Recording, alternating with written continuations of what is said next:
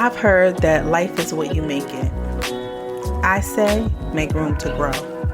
I'm your host, LaWanda Dockery, and this is the Make Room to Grow podcast. It all started with a dream about growing food, and who would ever imagine that growing food would lead to me learning about personal growth and development? Well, it did, and I want to bring you along for this beautiful ride. Thank you so much for joining me. Hello, Grow Nation. I hope this finds you guys well and looking forward to another beautiful weekend in the garden. We're going to keep it short and sweet today, but I want to share with you one of my experiences over the last couple of weeks. So you know that we've been talking about the community garden that we planted out maybe a month or better ago. Now, our entire purpose for planting this out was just to have an extra garden. You know, maybe people would be interested in coming over, helping. Maybe there'd be extra harvest. We could get that into the hands of those who needed it the most. So we planted our extra seedlings over there. We had sugar baby watermelon, loofah, cucumber, cantaloupe, yellow squash. We also planted butternut squash, more patty pan squash, and corn. Now, I preface this with saying that we ran into an issue with the water where we would need to haul our water over in order to saturate our crops. So other than rainwater, that would be the only water that our plants would get. So just imagine, one Saturday we took time, went over to the community garden. We cleared out the beds, we took out all the weeds, we put down seeds for one half of it, and we put down starter plants for the other half, again, over a month ago.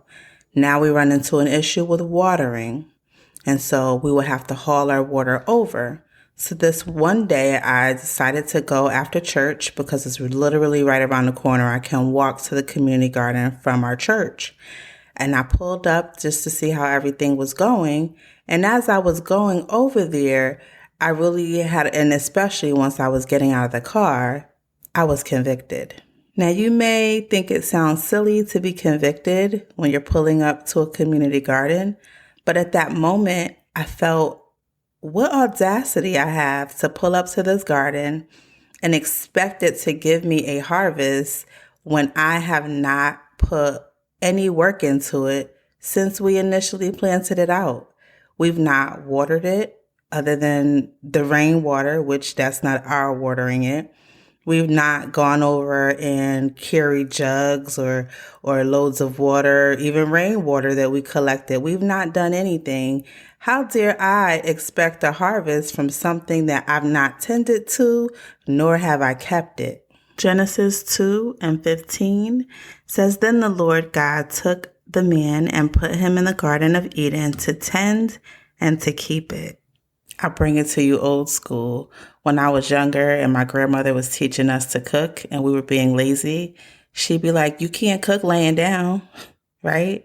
How could I expect something when I haven't put anything into it?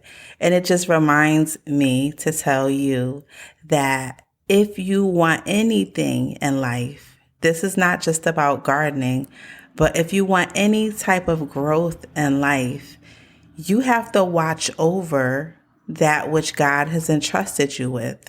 You have to tend to it and you have to keep it. That we are supposed to multiply, we're supposed to be fruitful, we're supposed to have dominion. But if we're not watching over, if we're not tending to, if we're not managing the things that God gives us to manage well, then that's shame on us. He's the one that's going to add the increase. All we have to do is watch. All we have to do is guard over. All we have to do is, in my case, make sure that the garden has water. It's going to give you fruit. Go out of your way for 5, 10, 15 extra minutes per day to make sure that this garden is watered, and it's going to reward you. It's going to pay you back with fruit. It's going to pay you back with fruit that not only you can eat, but others can eat. One simple thing, but that is resonating with me when it comes to stewardship, when it comes to growth, when it comes to maximizing our potential, even in our lives. What are we doing with what God has entrusted us with? I want you to look around your life. I want you to take inventory. I want you to ask yourself, am I maximizing what God gave me? Am I taking pristine care of what God has entrusted me with?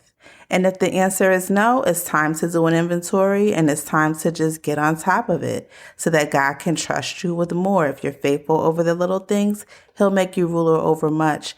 So guys, that's what I have for today. Until next time, I want you to be intentional about those areas in your life where you are going to make room to grow.